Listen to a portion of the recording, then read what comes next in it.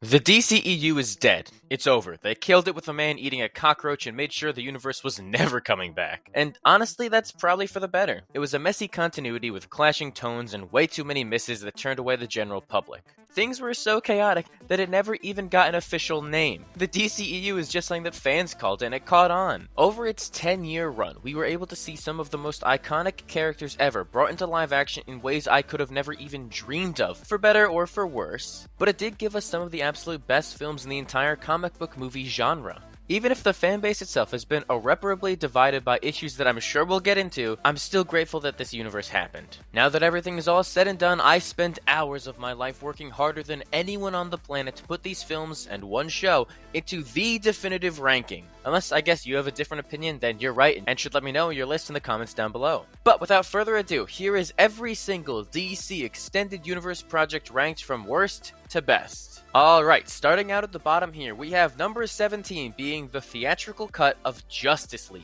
In my opinion, the worst crime a movie can do is being boring. Any day of the week, I would much prefer to watch a movie that's bad rather than boring. They took risks that just didn't pay off. But with a movie like Justice League, I just feel like it's so boring and they play it way too safe. They don't do anything interesting with these characters, and it really sucks to see. This might be the shortest section in the entire video, because when it comes to this movie, it's so much more interesting to talk about what happened behind the scenes than the actual film itself, because they don't do anything surprising. It's the most predictable movie I've ever seen. There's nothing unique in there. It just plays things way too safe. They don't want to take any risks and try something new. You have these two distinct visions vying for control, and obviously Whedon's cut won out, and we're all worse off for it because this movie is just such a mess. I honestly don't think I've rewatched it since maybe like 2018. I have no interest to. It's such a dull movie. And also, this movie looks so ugly. I don't like the way it looks at all, with the weird color grading where you can tell that they did a harsh shift on things to brighten it up because they didn't like the way Snyder's cut looked for it. This movie is hard to look at times from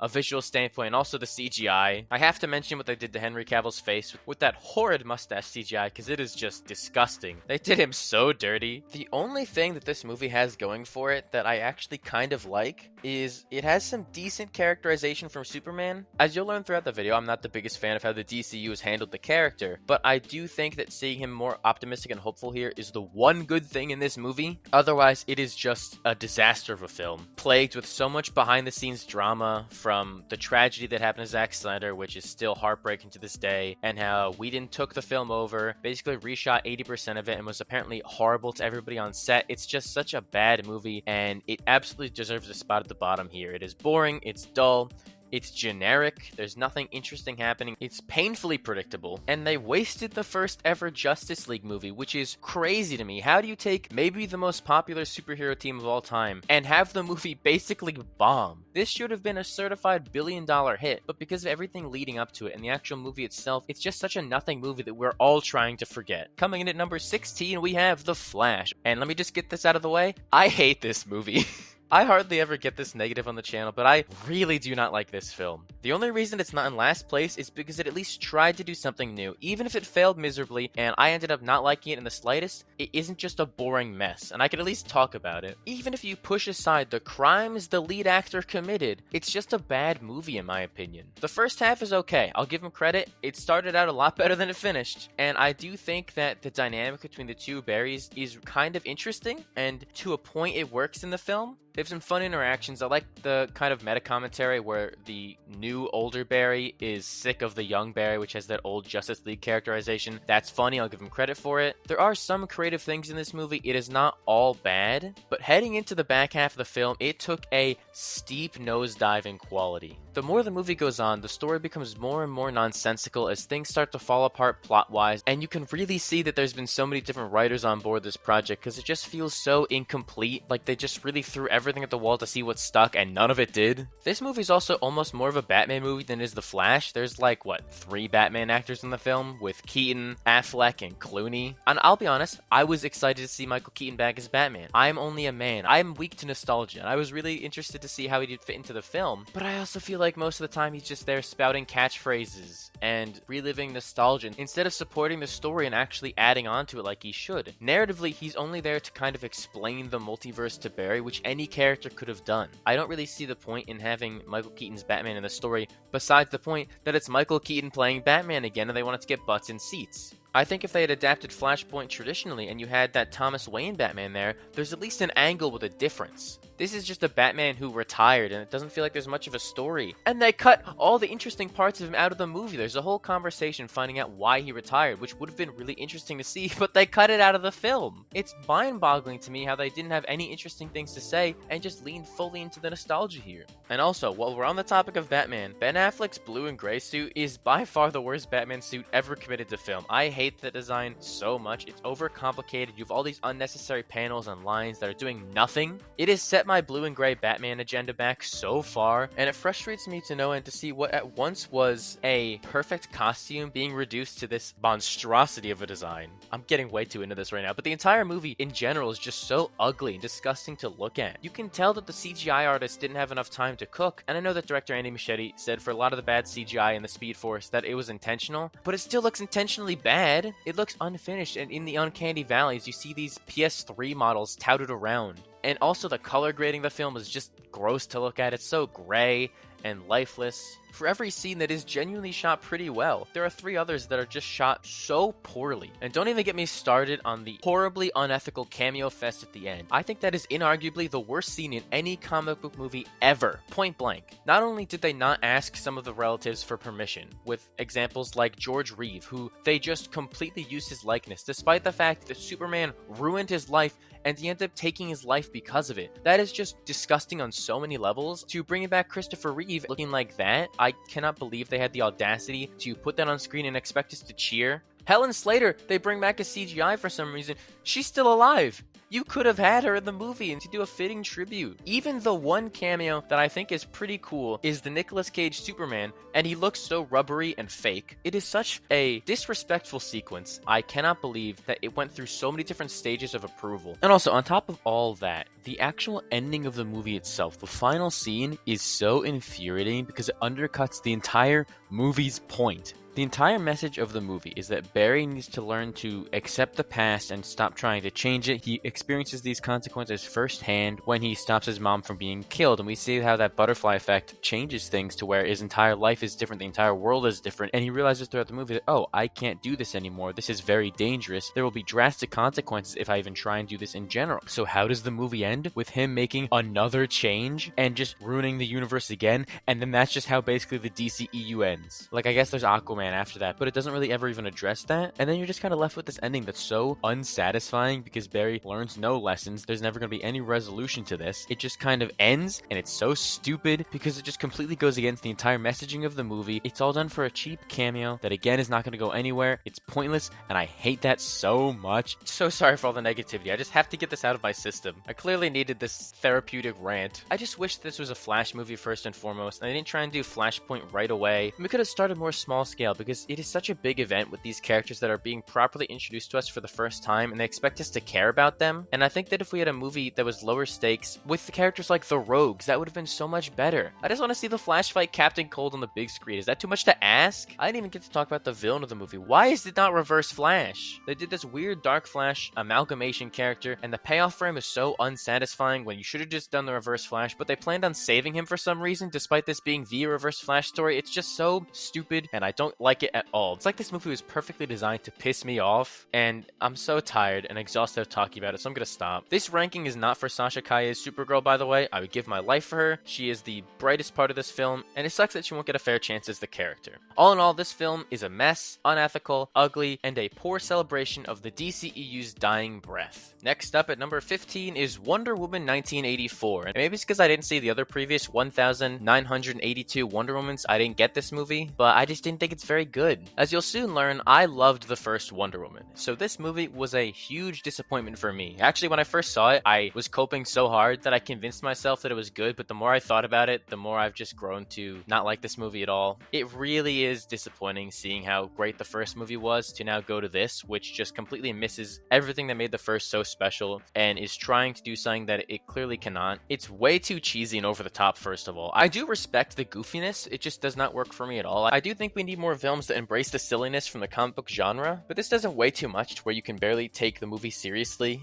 and enjoy it because it's just getting in the way of an already nonsensical story. It feels more like a live-action Saturday morning cartoon in a way, but like a really bad one that you can tell they didn't care about because they simplify the story down too much to where it's hard to get invested in. It just feels so hollow with this magic rock and then he becomes a rock and then he grants all the wishes and everything goes bad and then she saves the day by telling the entire world to be good and then they just do. It's so confusing and convenient, along with a terrible take on Middle Eastern politics thrown in there. On top of all that, the film is way too long. It comes in at just over 2 hours and 30 minutes, and you probably could have cut out a good 20 minutes of the film and it really would have helped the pacing. You could really fill the runtime by the end there as it just drags on through this already insufferable premise. And it's another film that just was not shot very well. The green screen is incredibly noticeable, and they don't even lean into the 1980s aesthetic. The posters made it seem like this film would be a beautiful Technicolor world filled with neon lights and colors exploding everywhere, but it just kind of has this weird desaturated look to it. The first film also had some really memorable action scenes like No Man's Land, but this one doesn't have a single one I could even recall off the top of my head. It just feels like they wasted the character and didn't try and do anything new or unique, and everything they did, they completely failed in its execution. Like bringing back Steve Trevor and having him be the fish out of water this time is a fun idea. Too bad they do it in a subplot that is so upsetting, in where they basically have Steve return, take over someone's body, and only Diana can see him as Steve. So she's basically just kind of sexually assaulting this guy the whole movie, and it's such an awkward scenario because they're playing it off as this earnest romance, and I just cannot get into it because it's just this horrible thing that's happening. The one good aspect of this movie though is Pedro Pascal. His Max Lord is so much fun, he's so charismatic. I'm definitely biased because he's my favorite actor, but he's giving a hell of a performance here, trying his best to save the film. I know his back is in pain from carrying it, but not even him being an over-the-top crooked businessman could save this film. It is lackluster, it is disappointing, it is a messy movie,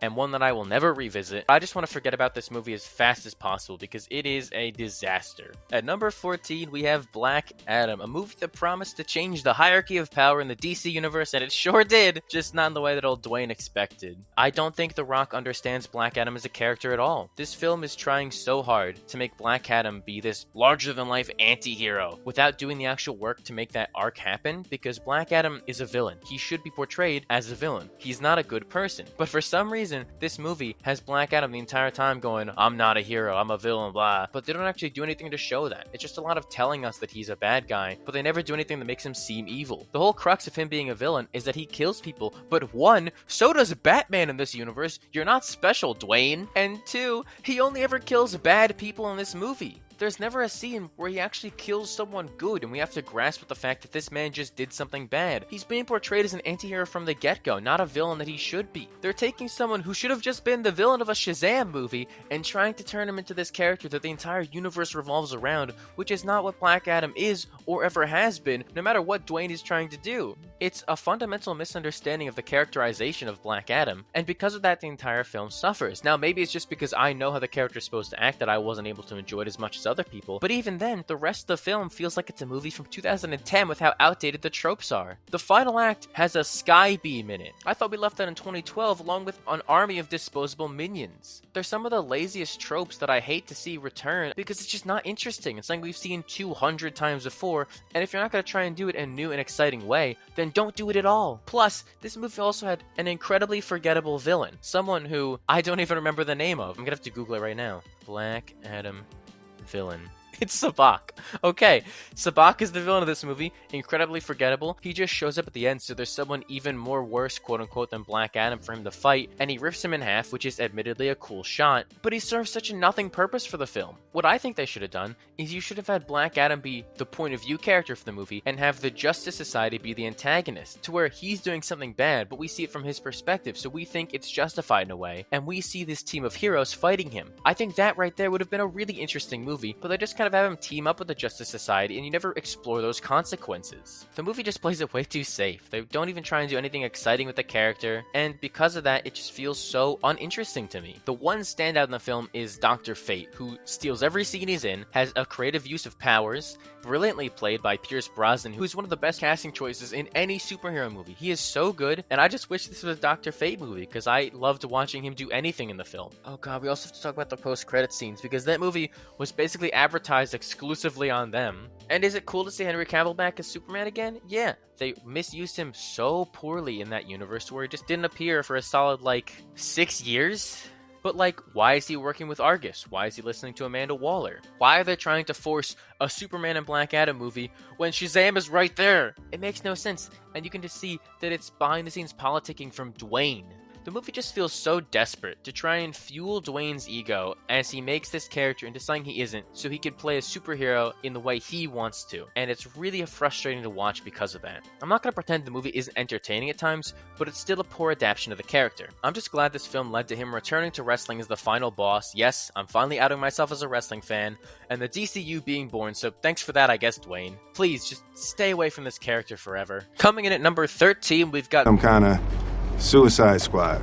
Now, plot-wise, this movie is generic and boring at times, but also, I'm absolutely a hypocrite for putting it this high, because the team dynamic really works for me, and I can actually enjoy watching it at times because of that. I know I said this whole thing earlier about how the worst thing a movie can do is be boring, and trust me, this movie is dull, but I'm also a sucker for likable characters, and this movie introduced Margot Robbie as Harley Quinn, who I've made videos about before, is my favorite character in the DCEU, so I'm absolutely biased here. I really love her in this film. It introduced me to the character in a way I haven't seen before. Her performance is so strong that she had Halloween in a chokehold that year just from this movie that everybody kind of hated, which it deserved, but Margot Robbie did not deserve any of the hate, and I'm glad that we all agreed how good she is as Harley Quinn. She's one of the best cast characters in the entire genre. She pulled an incredible performance out of such a bad movie. Anytime she's on screen, I'm having a good time with the film. Anytime she isn't, it's a big thumbs down for me. While Harley Quinn is obviously the best part of the film, she is joined by some other really good supporting characters like Captain Boomerang, my unsung hero, my goat, my Aussie king. Actually, wait, no, the Australians are really carrying this film, it seems. But I love Captain Boomerang, he's so funny. I wish he threw some more boomerangs. That would be nice. He's just an enjoyable character and a lot of fun to watch as this agent of chaos. And Viola Davis as Amanda Waller is again one of the all-time great casting choices. She's stuck around for a while because she has so much screen presence to her. She has real aura. You know something serious is going to happen when she enters a scene because she just has that intimidation factor to it, and she really brings that more controlling aspect out of the character. Alright, let's just get out of the way and address the elephant in the room being Jared Leto's Joker, who I think is, without question, the worst cast, worst acted, worst version of the Joker in probably any comic book movie character of all time. Maybe a hot take, I just don't think there's anything redeeming about this character at all. I don't want to get too in-depth about this because I could talk about him for hours and the faults in this interpretation on the Joker, but I'll give him credit. They tried to do something new, which I appreciate. It's better to swing and do something different that we wouldn't have seen before than just give us another standard Joker take, but it backfires a lot because you can tell with this version of the Joker that they're just trying way too hard to make him crazy and quirky by coating him in some of the most gauche and just stupid tattoos you could ever put on someone. The fact that he says damaged right across his forehead is an incredible indication of how unsubtle this movie is, and they're just trying to scream every theme at you, and it does not work. It backfires in every single way. And when you're trying so hard to make him crazy and wacky to the point where the actual characterization gets lost, you've done something completely wrong.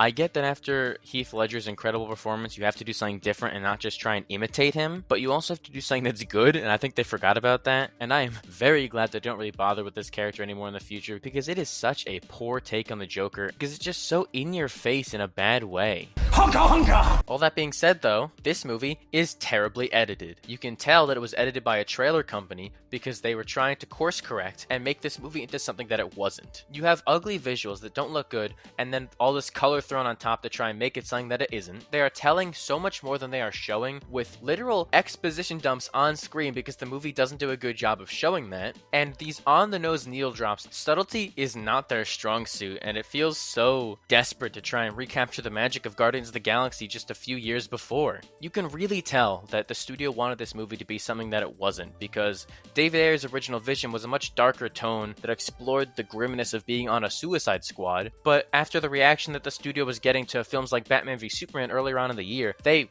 rushed and panicked to try and make this movie more fun, and as they reshot scenes and edited the movie around to be something that just turned into this Frankenstein mess of a film, they really should have just let Ayer cook, because while I don't really think what I've seen from his vision I would have liked, it would have been much better than whatever this film was. It is absurdly stupid at times, as you can tell there are two different scripts vying for control, but in spite of all that, at least it's still amusing at times. The movie is genuinely funny in parts, and the cast does a really good job carrying it and making it watchable. It is objectively a bad movie, but also one that I would say is a guilty pleasure of mine because of how much I just enjoy Margot Robbie as Harley Quinn. This movie is a complete waste of potential, but I'm just glad that this is not our last outing with the Suicide Squad.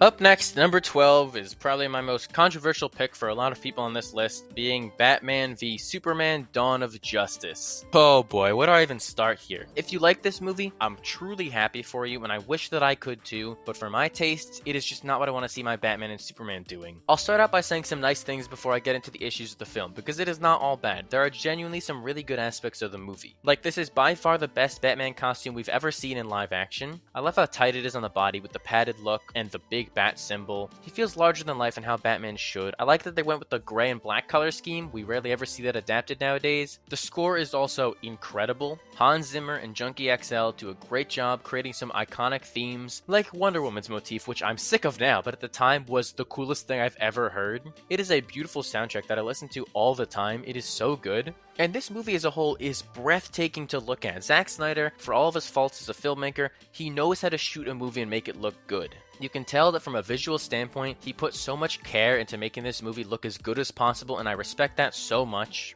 And finally, the opening scene is the best part of the movie by far. I love showing the Metropolis incident from Bruce's point of view as you see him helping people on the street. It is such a way to differentiate these two characters right off the bat and show Batman as this more everyman hero. As he looks up to Superman as this almost god figure, it does so much to give him motivation to want to fight Superman and not trust him, as we see Wayne Industries crumbling around him and doing anything he can just to help out. They honestly should have just left his motivation there, because it gets way more complicated and convoluted when that one scene set up the movie so well, and for a few minutes it had me convinced that I was about to watch an all-timer. But unfortunately, the movie kind of falls apart heavily for me after that. For starters, all that Batman characterization I was just talking about gets thrown away because for some reason, he uses guns and kills people. I think point blank, any Batman who uses guns is a bad adaptation. If they had at least done the work and we had seen Batman grow to the point where he snaps, it's a take. It's still not my favorite, but it's a take with reasoning. This movie just does not go far to explain or show why Batman is breaking his biggest rules. You see him bludgeoning a man's head into a wall. He's branding people and torturing them. That is not my Batman. And if they had just shown and explained why he was acting like this, and by the end of the movie he came around, I think it could have potentially worked for the story they were telling, but they don't do that. And he's just this edgy Batman who kills and uses guns in the Batmobile, and I don't like that at all. I hate that interpretation of Batman, and it is the biggest reason why this movie does not work for me. I'm also someone who has grown to love Superman a lot in recent years, and I think that this movie right here is what turned me off of him in the first place, because for some reason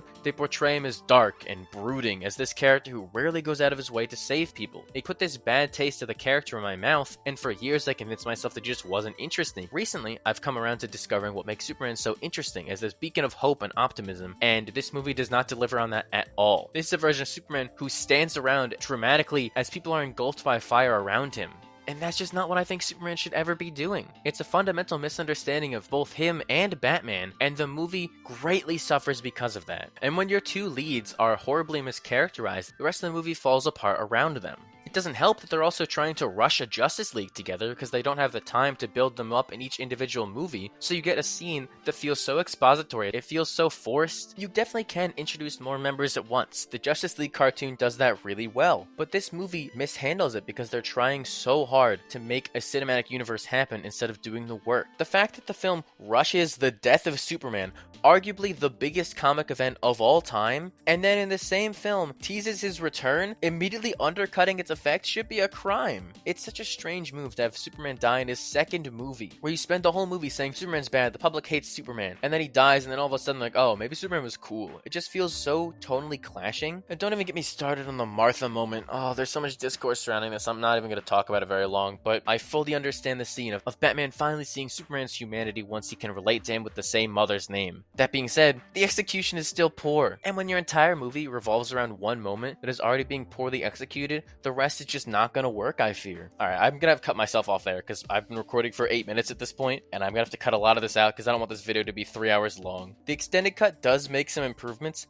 but this is a complicated movie that misunderstands the source material, and overall, I'm just not a fan of it. I can at least respect that it took a swing at something new, even if it wildly missed for me, but again, this is just not how I want to see Batman and Superman acting, and I don't think it's a good interpretation of these two characters at all. Okay, let's try and lighten the mood a little bit, with number 11 being Shazam! Fury of the Gods. This is, in my opinion, the quintessential 3-star movie. It's entertaining while watching it, you're having a good time, but it's forgettable on the drive home. Definitely not as good as the first movie to me, we'll get to that later, but this film was kind of disappointing to me. I was expecting a lot more because I really like David F. Sandberg as director. I love the first Shazam film, and this just did not deliver on what it promised. It's such a weird movie because there are some elements that really work in it. The family dynamic, for example, is the heart of the movie and works really well. I love every member of the Shazam family. They all got some interesting things to do here, and I like the idea of Billy wanting to be a superhero and spend time with his family as they're starting to grow apart, and he's worried that he's going to age out of the foster system and he won't get to spend time with them anymore. It's an interesting example, and it brings them closer together by the end, and I think that arc works. What I don't think works is the idea of imposter syndrome in the movie, which is a shame because I think a superhero with imposter syndrome in a world with Superman and Batman and the Justice League is a really cool angle to tackle this character from, but the movie just doesn't really do anything with it, in that it sets up the context of the movie and Billy's arc, but by the end of the film, he just kind of gets over it. There's never really a moment where you see it click for him as he realizes how important his job as a superhero is, and I feel like without that, his arc never really gets to complete, and he just kind of feels forgotten by the end of the film, which is a shame. But by far the worst part of the movie for me is the difference in performances between Asher Angel's Billy Batson and Zachary Levi's Shazam. They feel like two completely different characters in the worst possible ways. The first movie had this problem a little bit, but it is amped up tenfold here. You'll see a scene where Asher is acting his heart out as you see the fear in his eyes as he's genuinely caring for his family, not wanting anything bad to happen. Then he switches to Shazam like that, and he has the goofiest smile on his face. He never plays the role with any sense of urgency or concern. He just likes to be this big goofball, and it does a horrible disservice to the character. They feel like two completely different people, and it really hurts the movie because it's distracting. The villains are also pretty weak, which sucks, because when you have people like Helen Mirren, Lucy Liu, and Rachel Zegler, and then you completely waste them, it's really disappointing to see. I think that they could have been something interesting, especially when you're doing some original characters. But the end result is that the Daughters of Atlas just become 3 generic villains who never really get to do anything interesting in the film, and it's a real big disappointment because I think there could have been potential there to do something new and unique, and instead it's just completely thrown aside for a bunch of monsters in the final battle. Also, I just have to say before I end this section, Mary Marvel, yes. A million times yes. That is all I have to say, just please. If the movie stuck the landing better, I'd enjoy it more, but it really falls apart in the final 10 minutes for me, where you have this incredibly heartfelt sacrifice for Billy as he gives his life to stop these monsters, and then Wonder Woman shows up out of nowhere and completely undoes everything, taking away all the dramatic weight of things, and there's no consequences in the movie. It just blew my mind in the theater that they would do something so baffling out of nowhere to just completely undercut the story they just told. It makes the last 2 hours feel like a waste. I guess it's the best Skittles commercial I've ever seen, because that's a plot point in this movie for some reason. It is a weird movie. It's not bad though. I enjoyed the time watching it. It's charming. There's a lot of fun with the family. It just falls apart a lot in the story. Alright, here's when things get serious as we enter the top 10 with Aquaman and the Lost Kingdom, the movie that killed the DCEU. This is such a weird movie because I think there was a lot of potential coming off the success of Aquaman, the first DC film to hit $1 billion, which is an insane sentence. But I feel like they took the wrong lessons from that movie, and in turn, they leaned into the wackiness way too hard here. And I think the solution would have been, you kill the baby. You should have killed the baby. Why didn't they kill the baby? Obviously, I'm joking. I don't think I actually want to see them kill a baby in a movie. That'd be horrifying, but also like, what if they killed that baby? This might be the worst thing I've ever said in a video. I'm joking. I didn't actually want them to kill the baby. Okay, I need to move on from this. No more dead baby talk. I love that Black Manta is the main villain of this film. Way too often, we have so many of these iconic villains brought into these comic book movies, and they're used as one-off characters, and we never see them again. I'm looking at you, Marvel. I love you, but you kill off too many villains. So to have someone like Black Manta return was really exciting to me, because he is maybe the #1 hater in all of comics. He's so petty, and I was excited to see how they handled him here, and it was disappointing to see that they just kind of, unfortunately, make him more generic and have him possessed by Kordax, who's not interesting at all. I don't care about him. And the movie gives me no reason to care about him outside of generic, he'll end the world type stuff. Nowadays, you have to do something more to make me interested in this villain, and it sucks because Black Manta had so much potential, and it just feels lackluster. What absolutely does work in this movie, though, is the dynamic between Orm and Arthur. Those two brothers really sell this film. It is a lot of fun to see them interact together, especially with how things ended in the previous movie, to where their relationship was worse off than ever, and now when they're forced to team up, they actually grow closer together. I think that their chemistry is great together. Patrick Wilson specifically steals the entire film. He is the best part about this, which is wild to say. I never thought in my life that the Ocean Master would be my favorite part of a movie. With a character as silly as Aquaman, he's a great straight man for him to play off of, who is also funny in his own right. Unfortunately, though, those two are not enough to save the film for me, because while more things work than they don't, I still think that the movie suffers from a lot of issues in the plot, the pacing, the overall look of it isn't as good as the previous one either, and tonally it's all over the place. It feels too goofy, and it's hard to take these world-ending consequences seriously. It's equally entertaining as it is flawed. The whole movie just kind of washes over you in a way. Up next at number 9 is the movie that started the DCEU as we know it, being Man of Steel, which is a very conflicting movie for me to talk about. I've come around a lot on this movie. When it first came out, I was really opposed to it, but I think I was kind of in this anti-Superman phase, and I'm very happy to be out of that. But upon revisiting this movie recently, I've discovered that I like it more. I think that it is a good movie. I'll go as far as to say that. I do have a lot of problems with it, though, mostly in the back half of the film. But let's once again just start by talking about what works in this movie. That being number 1, first and foremost, the cinematography. This film is absolutely gorgeous. It is stunning to look at. Every single shot is filled with so much care and attention. You can tell that it looks this way for a reason. That first flight scene alone is maybe, to this date, the best Superman scene in live action. I really like that scene a lot, the way it just builds into this huge, impactful moment, and the score there is just incredible. Oh my god. I think this may be a hot take. Hans Zimmer's soundtrack for this movie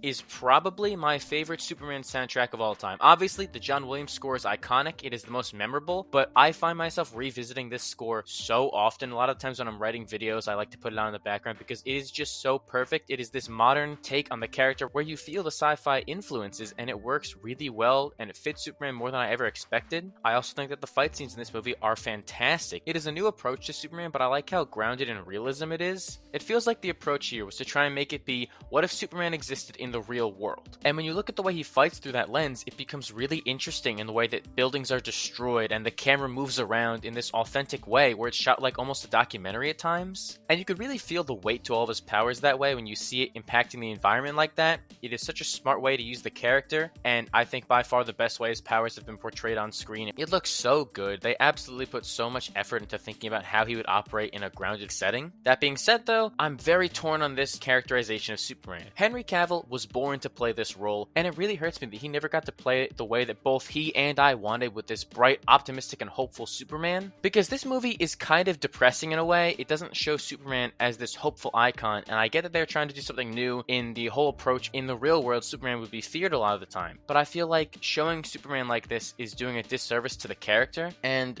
they use him as this like Christ figure a lot of times, which I don't agree with. Superman is a god to an extent, but I don't think that his characterization should be he's a god. His whole thing is that he's a man. He should be down to earth, friendly, and charming, and they never really let Cavill show that aspect of the character. I think it works within the confines of the movie, but it's just not what I'm looking for. Maybe more of just a personal taste type thing. Another good thing I do want to mention, though, Michael Shannon as General Zod is great. He's such an underappreciated casting choice. I love the energy he brings to the role, and you really feel that conflict and that grudge he has with Superman and the entirety of Earth. He's the unsung hero of this film, and he deserves a lot more credit for just how good he is as this villain. Even if he and Superman do destroy an entire city together, which is by far the absolute biggest problem I have with this film. I think it is really good up until that last act, when he and Superman just carelessly destroy almost all of Metropolis, just crashing through it carelessly. You never see Superman really going out of his way to help people, which I think is a huge problem. It just feels like they completely missed the point of the character in a way. And to see him going out of his way to tackle Zod into buildings and just the utter disregard for the city. I get that's what would happen in real life when you have these two unstoppable beings careening around through a city, but like, you can just write it so that doesn't happen, and you can have it happen maybe once and then show the guilt on Superman's face as he goes out of his way to help the people get out of there, and then maybe Zod notices that and then makes it a point to drag Superman through as many buildings as possible and create these problems for him to solve as he's trying to help the citizens of the city. But they just kind of completely ignore that and have him crashing into skyscrapers, doing 15 9/11s in the span of 5 minutes. It's really weird and feels like a complete disregard for what Superman should stand for, especially when it comes to snapping Zod's neck. which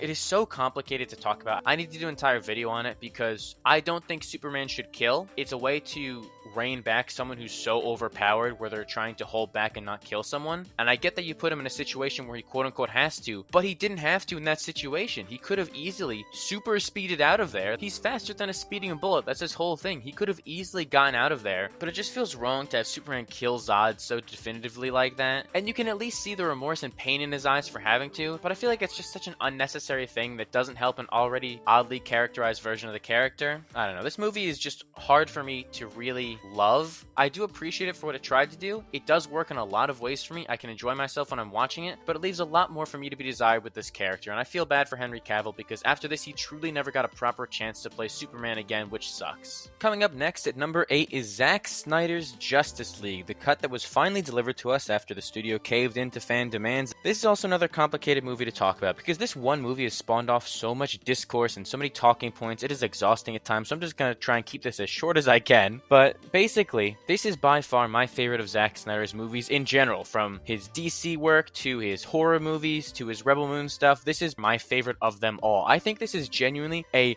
really good movie, which blew me away because going into this, I was not looking forward to it. I hadn't enjoyed much of what he's done beforehand, especially coming hot off of Batman vs. Superman, so I was really concerned going into this, but it genuinely blew away all my expectations. It was a really good movie that did the Justice League well, especially compared to that horrendous theatrical cut. This was actually a well-made movie with a distinct vision and creative ideas put in there. It is such a wonder that this movie even exists in the first place. I'm so glad it does, and I'm truly really happy for Snyder. He deserves this after what happened to him and his family. I'm glad that he could finally see his vision brought to life. I think this is a great movie, an improvement in almost every single way. The tone feels so much better. It's really interesting to see this movie shift to almost a more upbeat and optimistic tone. I was not expecting that at all. It takes a hard shift away from the grim and gritty movie that Batman vs. Superman was, and it shows the Justice League grappling with the fact that Superman is gone and using his death as kind of an inspiration to be better. We get this completely different performance from Ben Affleck's Batman, and it is by far the best work he's done in any of these movies. I really like what he does with the character. You can see the remorse in his eyes. Everybody else in the cast is doing a great job. It really feels like being with Snyder just brought the best out of them. The visuals are also gorgeous as usual, especially with the fact that a lot of this was done in reshoots and pickups. The movie does not have any right to look as good as it does. I don't like the 4:3 aspect ratio though. I feel like that's just kind of a little pretentious. I don't know why he did that, but I feel like I would just like to see the entire screen here instead of cutting it off for artistic sake, but I mean, it doesn't take me out of the movie at all. I just would prefer to see an extended version of the letterboxing. And the score is also so much better. The theatrical cut brings in Danny Elfman for some reason, and he's just kind of playing the hits with the old Batman theme, the old Superman theme, and it's tiring and uninspired, while they have Junkie XL here who does a pretty good job on the soundtrack, even if they do play that one Wonder Woman song way too many times. Literally any time she's on screen, you hear those harmonizations, and it is exhausting after the third one, and it goes on for 4 hours, because my biggest problem with this movie is that it is 4 hours long, which is ridiculous. That is way too long for this movie. I do think that him splitting it up into different chapters helps with the pacing. I watched this over 2 days, but that 4-hour runtime is really daunting. I wish this would have been cut up as a series. I think that it could have been an easier way to digest it as a viewer. It is just such a clear improvement though, plot-wise, as you can see these characters get screen time and depth. Like Cyborg is completely undercut in the theatrical version of the film, but in here you actually get some really powerful moments with him, and you get to dive deep into this character who's haunted by himself, really. And there's some really great moments in there, like when he gives the family the money they need, or the absolute best moment in the entire movie, Flash entering the Speed Force, which is somehow the most cheered moment of all time at the Oscars. That definitely wasn't botted to hell, but it's an absolutely stunning moment. I cannot believe that they cut that out of the film. It is so cool to see the Flash operate at his full power set, and the effects on there where you see him running through time and the world reforming around him with every step. The score, I'm getting chills just thinking about that soundtrack. It is so ethereal as he just runs towards the past, and they set it up really well in the film with him doing it earlier on in the movie by accident, and it all comes full circle as he undoes the destruction of the world. And I really like that they messed up the first time, and if it wasn't for the Flash breaking his #1 rule, they would have lost, which I think is a really cool little detail. What I don't love as much though is Martian Manhunter in this movie, because don't get me wrong, seeing him at the very end of it is a great move. I'm very shocked it took them this long to introduce him into the DCEU. He's such a cool character, and I really wish we could have seen more of him in this universe. But the way they introduce him earlier on in the movie, with how you have Martha and Lois talking in this really emotional conversation as they bond and grieve over Clark's death, and then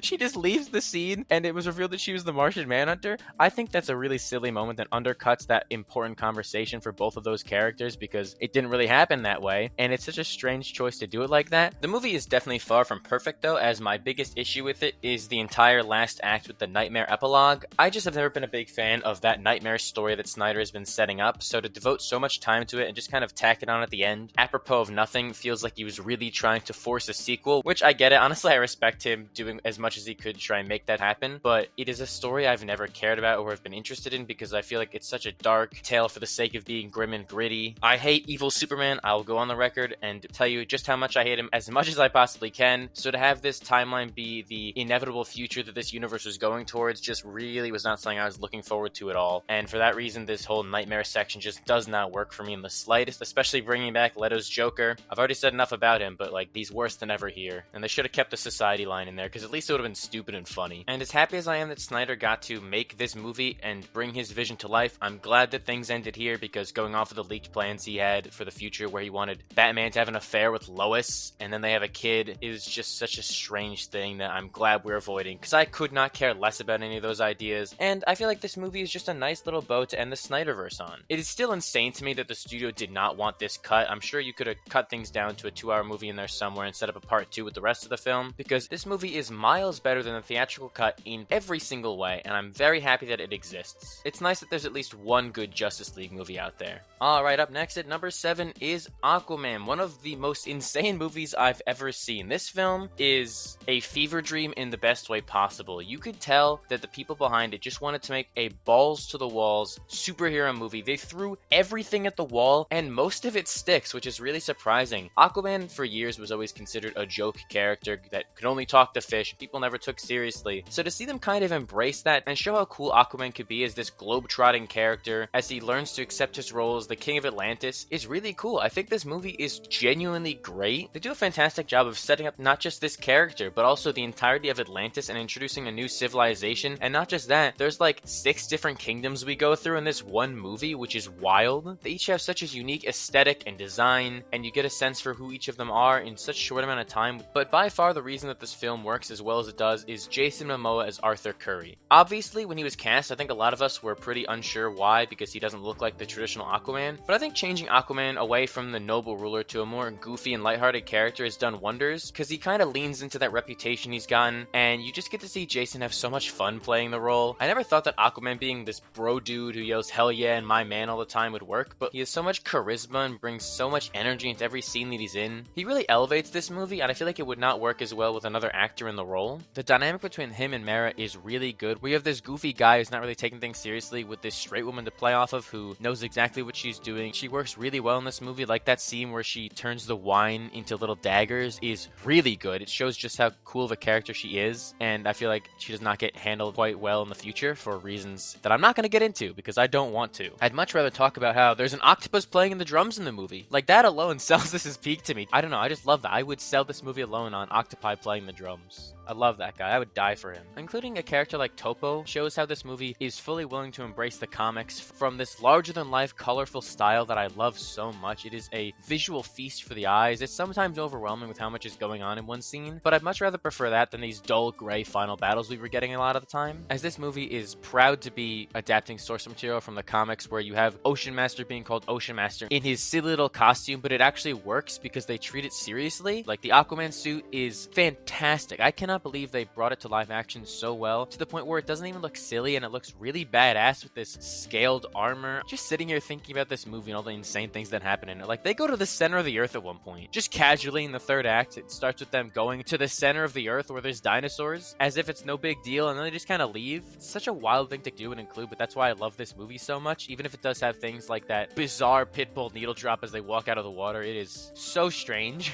But yeah, this movie, for as much as I love it, is far from perfect. The plot is kind of nonsensical at times. There are some goofy performances in there, like from the young Arthur actor, and the more you think about it, the more you can find issues in the plot and the pacing, but it's also constantly entertaining, and I have a blast watching it. What it may lack a little bit in an emotional core for the movie, it more than makes up for in the entertainment value and the beautiful comic book aesthetic alone. I will always appreciate this movie. It is a great film, and I could not recommend it more.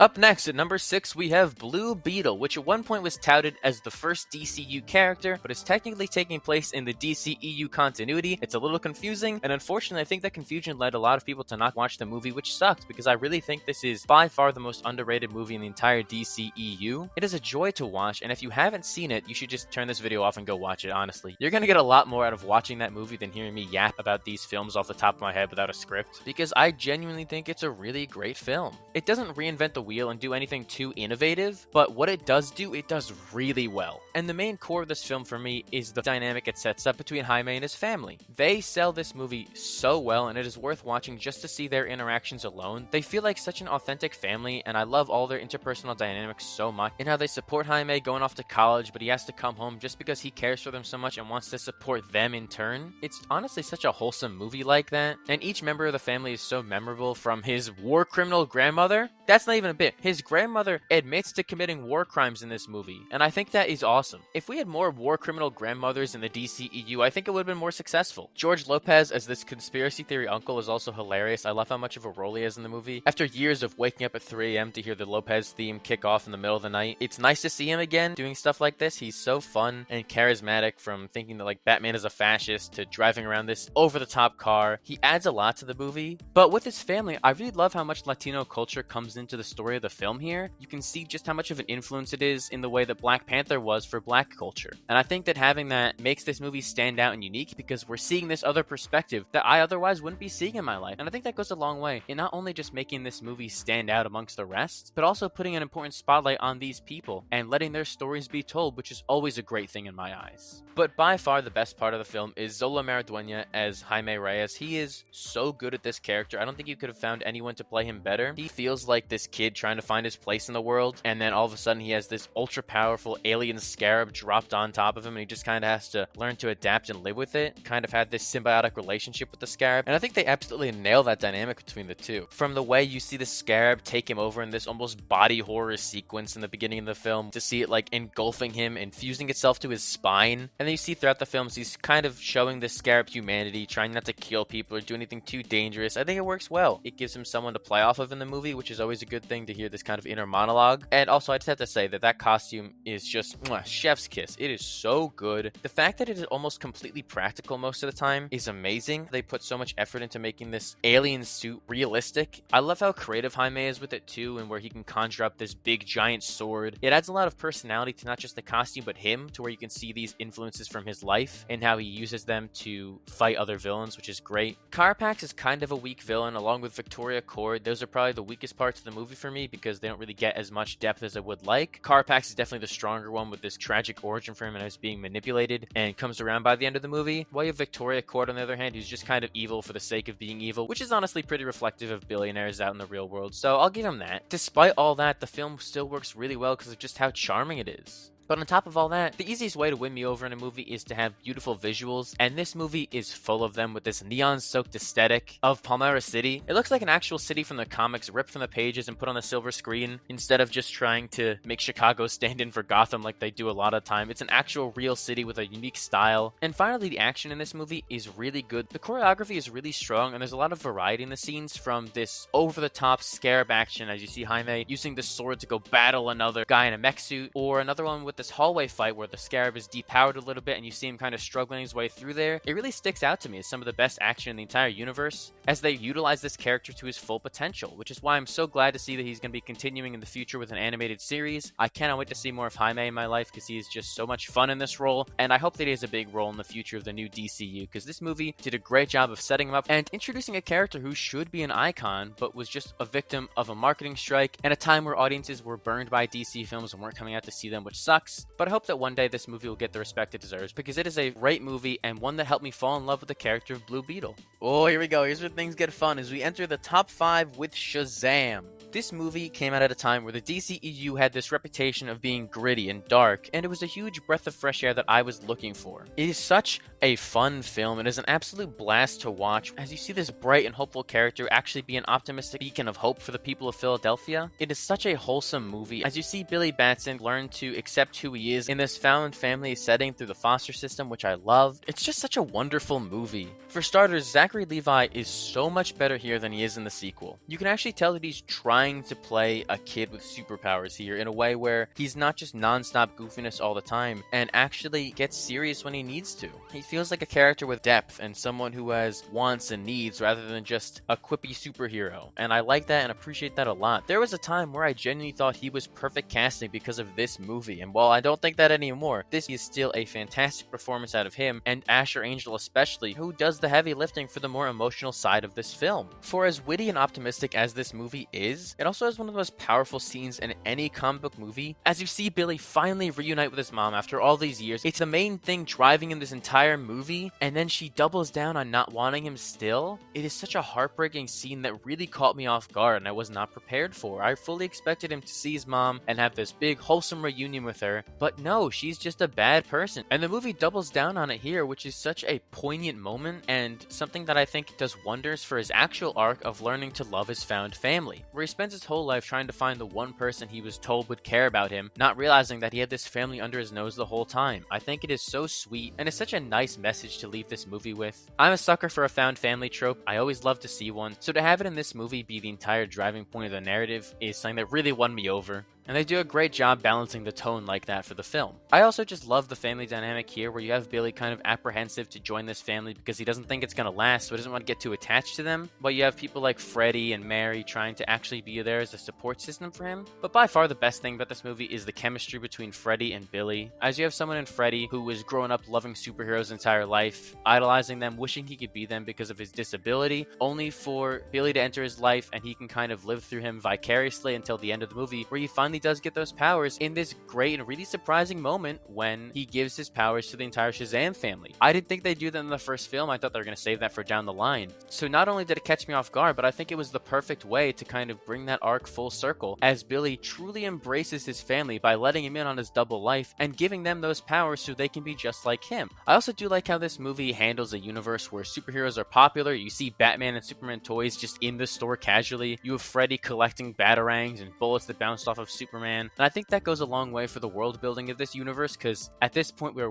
6 years into the DCEU, and it's just cool to see characters who idolize superheroes and want to be like them. And then you have someone like Billy who doesn't really care for superheroes but is given this gift because deep down he deserves these powers, and it kind of transforms his entire life and he's able to live up to the hero that was always inside of him. It's cool to see someone get given this responsibility and it completely changed them for the better. Unlike the villain of this film, Dr. Sivana, who was almost given these powers but the wizard saw that was going to corrupt him and took it away. He's such an underrated villain. I think it's such a well-defined motivation to have this kid be offered everything he could ever want in life, only for it to be taken away from him. Like, yeah, obviously that's going to mess him up and send him down this villain origin story as he tries to take that back. And Mark Strong is just doing such a great job in his performance to where he can be intimidating when he needs to, like in that boardroom scene where he just has the 7 deadly sins ravage his family's company. That was genuinely so scary. You can see the horror influence from director David F. Sandberg there, as he was a horror director before this. And I feel like he does not get enough credit for being a great villain. Also, this is a Christmas movie. That's got to be celebrated. I always love a good superhero Christmas movie. But yeah, this is a great film and exactly what I want to see out of the genre. All these movies should be at least this good, to where they are embracing the source material,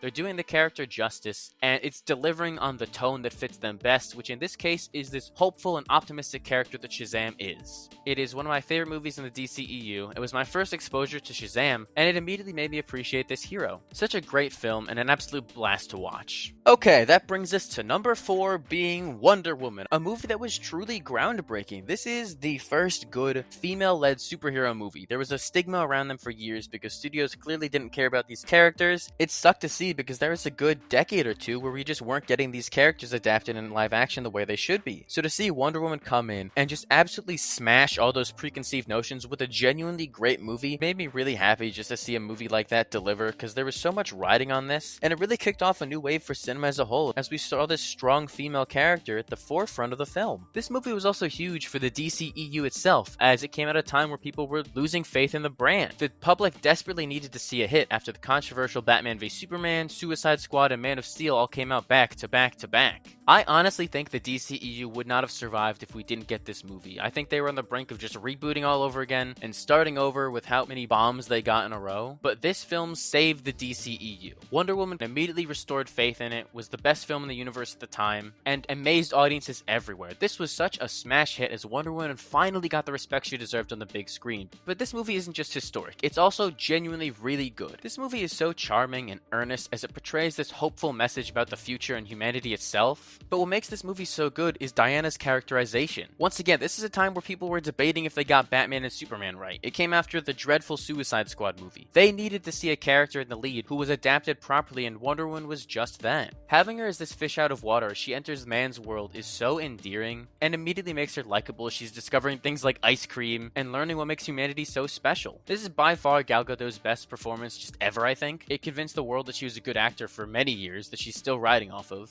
She sells the entire film on just her charisma and personality alone, and has a great dynamic with Chris Pine's Steve Trevor. Him playing this almost guide for Diana as he takes her through man's world and educates on what she's been missing out on is so good. You feel the chemistry between them instantly. They immediately have the best love story in the universe. They're able to build them up naturally as this couple, to where by the end of the movie, when Steve has to sacrifice himself, they're so perfect for each other, and it hurts me that they ripped them apart like that. And then we're just gonna pretend they never saw each other again, because Wonder Woman 1984 never happened. I don't know what movie you're talking about. This is the last time we ever saw Diana and Steve together. Their dynamic is the heart of this movie, and it is handled really, really well. The movie also has some great action and shows just how capable Wonder Woman is as a character. I can't tell you enough how much I love that No Man's Land scene. It is truly iconic for thematic reasons as she enters this war with all these men firing at her and proving what a woman can do, and also just acting as this beacon of optimism for the army as they think all hope is lost and there's no way they could advance these lines. And she steps out there, deflecting all the bullets and pushing their forces forward. It's such a powerful scene and one that is so engaging to watch as she uses her powers to their fullest. Unfortunately though, the movie does kind of fall off in the third act for me, because they set up this story of how Diana thinks once I kill Ares, the god of war, everybody's gonna stop fighting each other. And then there's the realization for her at the end of the movie that there is no Ares, there is no god of war that's puppeting men around like this. Humanity is just evil. And it was this big revelation that scared her, and she had to come to grips with her understanding of the world, and I think that's great. But unfortunately, the studio didn't have faith in that ending enough, so they had to slap on this gray CGI battle at the end of the movie. If it had ended properly, and they didn't cower it out at the last second with an ugly final battle, this would have been up there as maybe the best movie in the entire universe. It is so good and handles the characters really well, and it sucks that it ends the way it does. But that for me doesn't take away from the previous 2 hours that are so endearing to watch and restored my hope in the future of this universe. It's very well made and did wonders for the genre as a whole.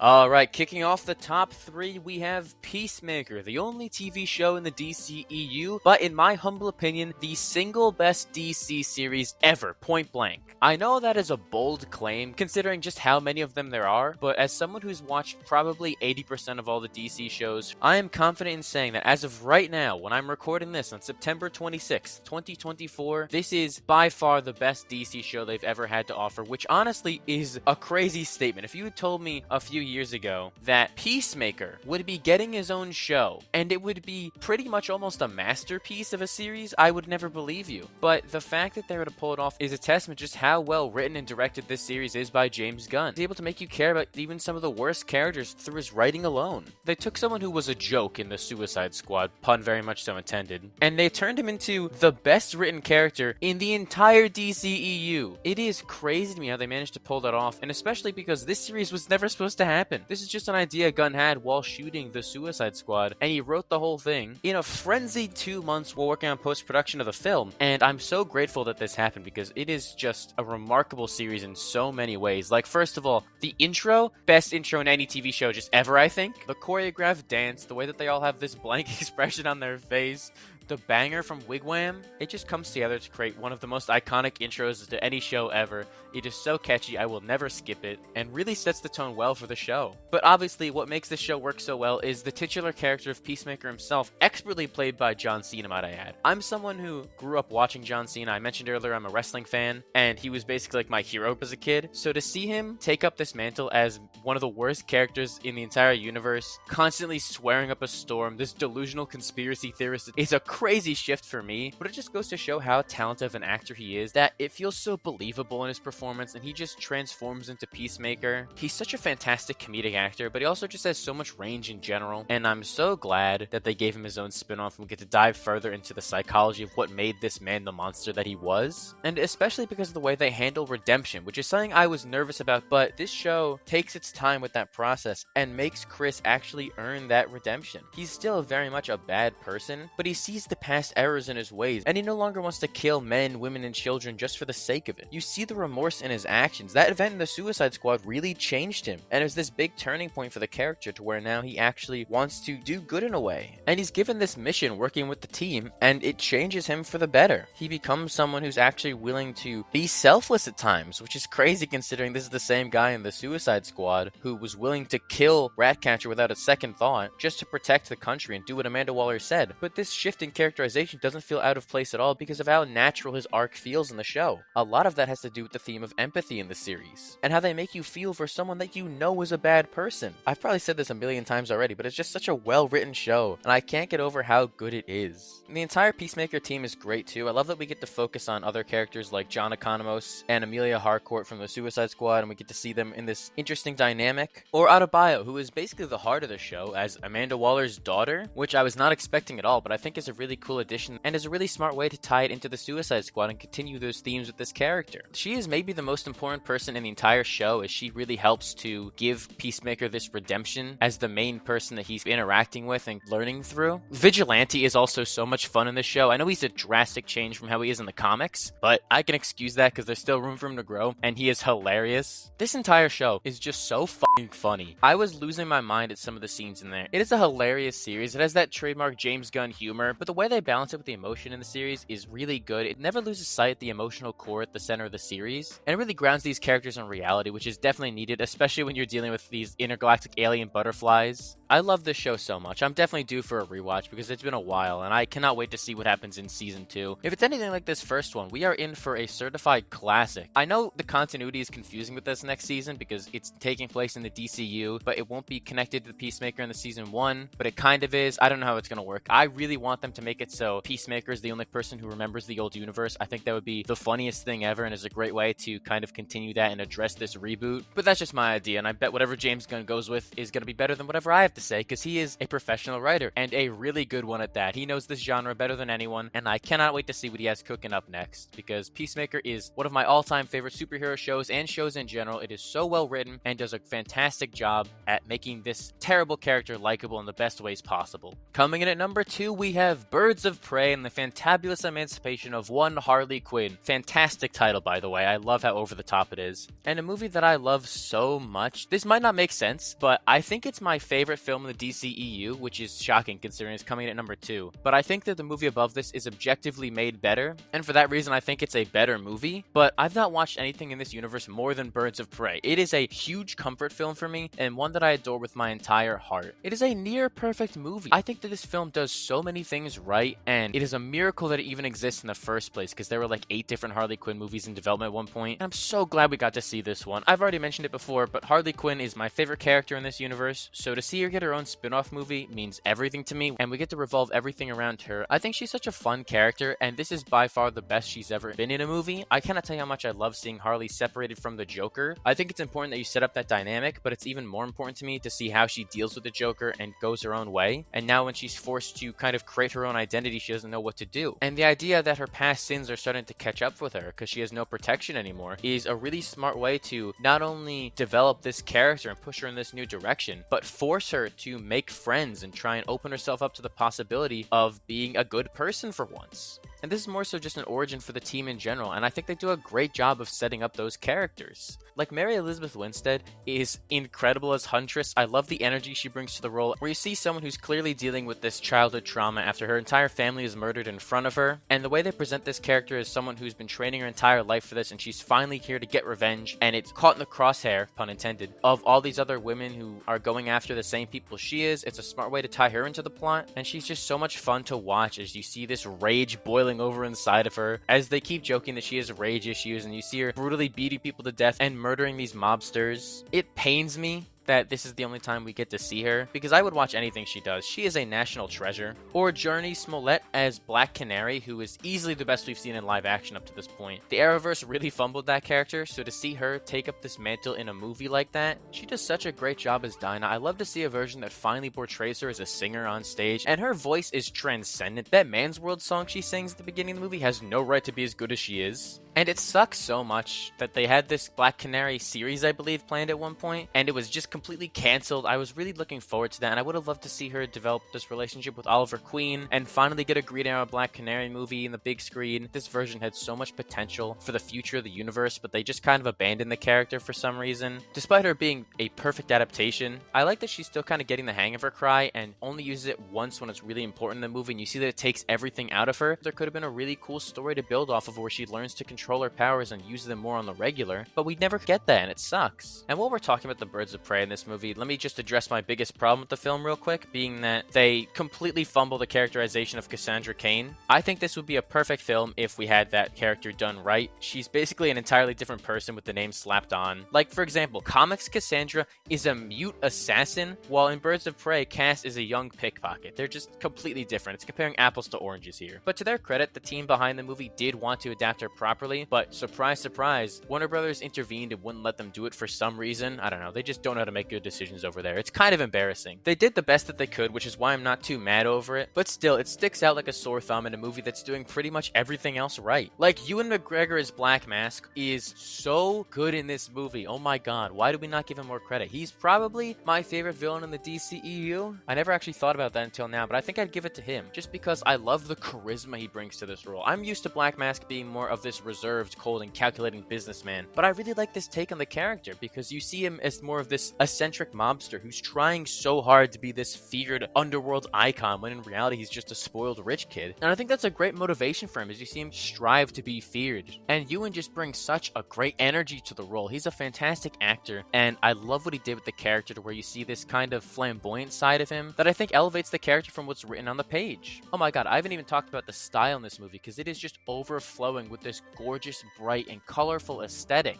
Again, I said it earlier, but I love the neon aesthetic so much. It adds pops of color to this universe and makes the movie stand out from the rest of the DCU. Like, look at how Gotham City is in The Flash compared to here. It is night and day, and it is so much better when you actually give it a personality and visual style. The movie itself is shot really well too, with some seamless one-take fight scenes, because the action in this movie is amazing. It does not get enough credit for how creative it is. I did not know you could do this many things with a baseball bat. But you got Harley turning in kneecaps and cracking skulls open. It seemed to me that the motivation when making this movie was to do the coolest possible thing at every turn, and they absolutely nail that. Whether it be the scene where Harley lets it snow and goes crazy with the baseball bat, or the roller derby fight, where you see all these different dynamics playing out in real time, it is just such a joy to watch. This movie is incredible. I cannot tell you enough how much I love it. It has so much personality to it. It is a distinct and unique visual style that translates in every regard, and I think that it just delivers on what a Harley Quinn movie should be. Look at the frantic editing they do, where you see these different graphics popping up on screen as Harley is narrating the film. It's basically like Suicide Squad if it was good, because instead of exposition dumps on screen, it's mainly used for jokes, and that works so much better. Because god, this movie is so funny. The Birds of Prey have such fun dynamics together, and make for a really great team that I fell in love with. Every comic book movie should strive to be at least this inventive.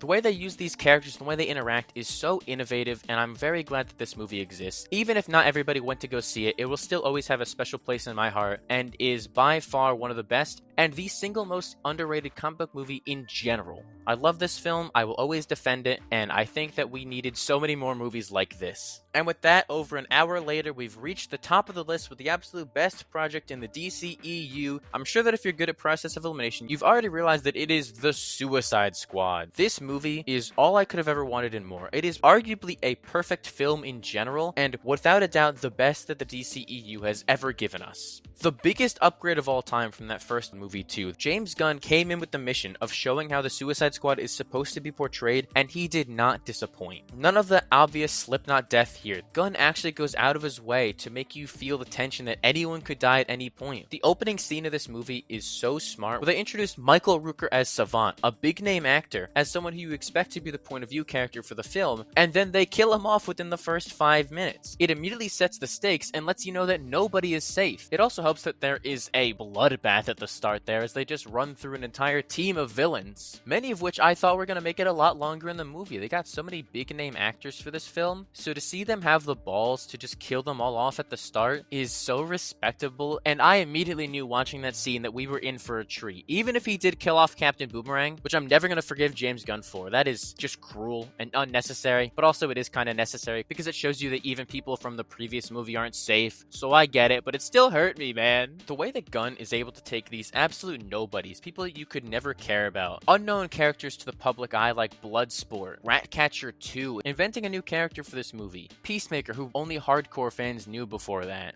They make you care about these characters because of how well written and defined they are. I also want to shout out the fact that he never tries to make them out to be good people, even all the way to the end of the movie, where they could expose Waller and the entire US government, but they'd rather protect themselves is a great indication that these people did a good thing here today, but they mostly did it to save their ass. And I love that so much. These characters feel like they have depth to them, and they aren't just caricatures like in the first movie. They build this natural team dynamic up over the film, and it goes a long way, as you see them go from people who kind of just hate being around each other to bonding at the bar, and then choosing to go back and save the world by the end. It's really powerful stuff, and a large reason as to why I love this movie. The way that Gunn handles these characters here is perfect. It feels insane what I'm about to say, but the fact that James Gunn made me cry over Polka Dot Man is ridiculous. That is maybe the dumbest character in all of comics, and he decided to build him up into this really sympathetic loser, for lack of a better term, as he finally finds his purpose and becomes a hero, only to then get crushed to death by a giant starfish. And I genuinely felt for him, because in just under 2 hours, James Gunn was able to make me care about this person who was just a joke for decades before this. It's another testament just how good he is at writing these characters and making you feel for them.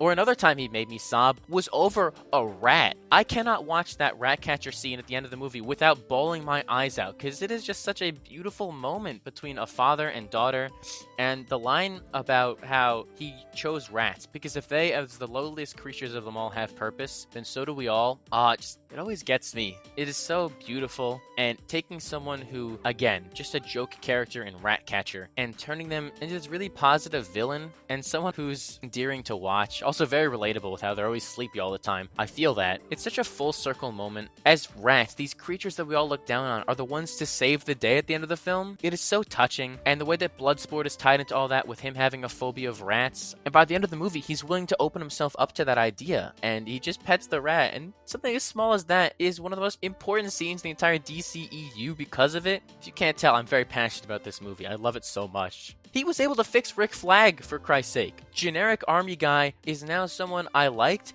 and was sad when he died. I shed a tear when Peacemaker stabbed him through the heart. It's so impressive how Gunn is able to take characters who I felt nothing towards and make them into some of the most well-written, well-acted, and well-defined people in this entire universe, all by giving them a little bit of personality and something to latch onto as a viewer. Joel Kinnaman is such a charismatic actor, and the fact that they locked down his personality in that first movie is a crime, because here, he is maybe the heart of the movie. Just amazing to see. But by far, obviously, here comes my bias again. My favorite part about this movie is Harley Quinn. I love seeing her in this light post Birds of Prey, as she's still falling back into her villainous ways, but you can see that there's been growth in the character, and that the fact that she gets her own arc away from everybody else just shows that James Gunn cares about her almost as much as me, I'd say, which is a lot. And that you see Harley's growth from someone who has finally broken away from the Joker and is now trying to prevent herself from falling into those past traps, killing these toxic men she knows she's gonna fall for, from someone who started out reliant on this man who didn't care for her, to finally pushing past that and trying to find her own identity, to now being able to stand on her morals and beliefs and prove that she's a changed woman. I'd say she's tied with Peacemaker for having the best arc in this universe. It's nice to see her get to have a fully fledged story, and despite that, I still want to see her return in the new DCU. Please, I need more Harley Quinn in my life. Margot Robbie is without question the best cast character in this entire universe, and I don't want this to be the end of her time playing Harley, even if this is kind of a perfect end for her character. Also, do you know how cool it is that we've gotten to see Starro the Conqueror in one of these movies? The first ever Justice League villain has been now brought to the big screen and done so well, where in only one line that he was happy staring, floating at the stars, James Gunn is able to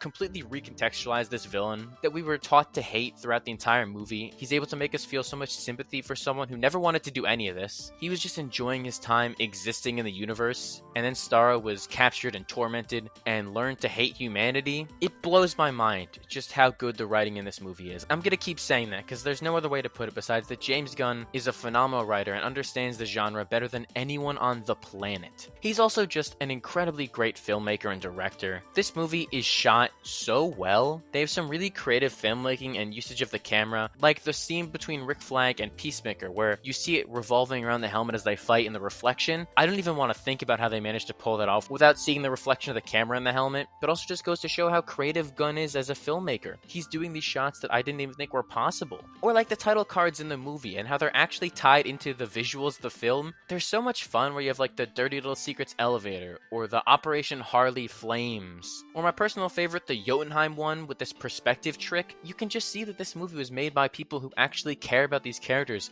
and wanted to make something that did them right, something that fit the tones and the styles of what a Suicide Squad would be. I would go as far as saying that more than any other superhero movie, this feels like a true comic book film with the style that it brings in. You can see how much this was inspired by the comics that came before and how they used those as a jumping off point to then bring those visuals and designs into real life. For example, everybody in this movie has a perfect costume, something that looks ripped right off the page and uses those bright, flashy colors. It makes me so happy to see a movie that isn't ashamed to be from the comics and embraces it with open arms. As you can see characters with bright yellow and blue suits, or the best Harley Quinn design, or this beautiful reinvention of Bloodsport with nanotech. It goes so hard. Every aspect of this movie, from the beautiful bloodbath of gory violence that James Gunn has become known for, to the incredibly funny comedy of it all, is just perfect. And the best thing about it all is that this movie is not for a second depressing at all. It's rated R and deals with some very serious themes, but it's a very wholesome and optimistic movie. Every time I watch this, it's so uplifting. I leave feeling so happy because the movie does a great job of balancing this tone of a humor and emotion together to create this perfect movie. This is a film so good that they gave the guy making it the company and told him to do whatever he wants. Do you know how insane that is and how much of a great decision it is? I'm so glad that the future of DC is in James Gunn's hands, because if what we're about to see in the new DCU is even half as good as Suicide Squad, then we're about to get some all-timer superhero movies. I've never been more optimistic about the future of DC, and this movie solidified that for me. It is a masterpiece, one of my favorite films in general, and a movie that perfectly embodies what makes this genre so special.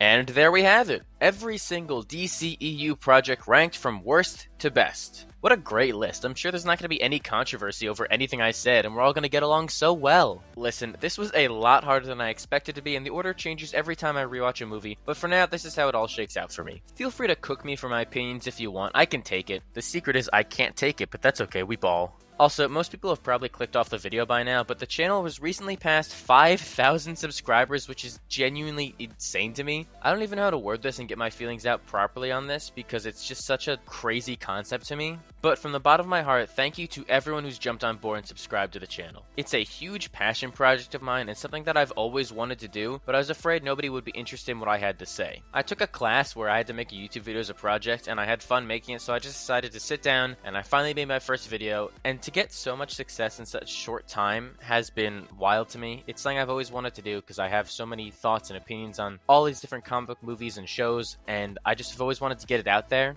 And this is a platform where I finally have the opportunity to talk about this stuff and I don't take it for granted for a single second. This is everything I've ever wanted, and it means the absolute world to me that people come and watch my videos, despite how insane I may sound. Now to see a number as big as 5,000 blows my mind. I appreciate all the support and hope you'll stick around for more. Now the road to 10K begins, as I hope more and more that I can quit my job to talk about comics full time. There's nothing I love doing more than that, and I truly appreciate all of you for listening to my silly little thoughts on all this stuff. Alright, that's enough of me being sappy. I'm gonna go ahead and end things here. Thank you all for watching. If you enjoyed what I had to say, feel free to give the video a like, and make sure to subscribe so you don't miss the next one. Please make sure to let me know what your rankings are in the comments. I'd love to hear what everyone has to say and continue the conversation down below. And if you want to see another video like this, you can click right over here. If you don't do it, they're just not gonna make the DCEU. Yeah, I heard from James Gunn himself, he's just not going to make these movies if you don't subscribe to the channel. It's crazy, but it's his word, so you might as well subscribe.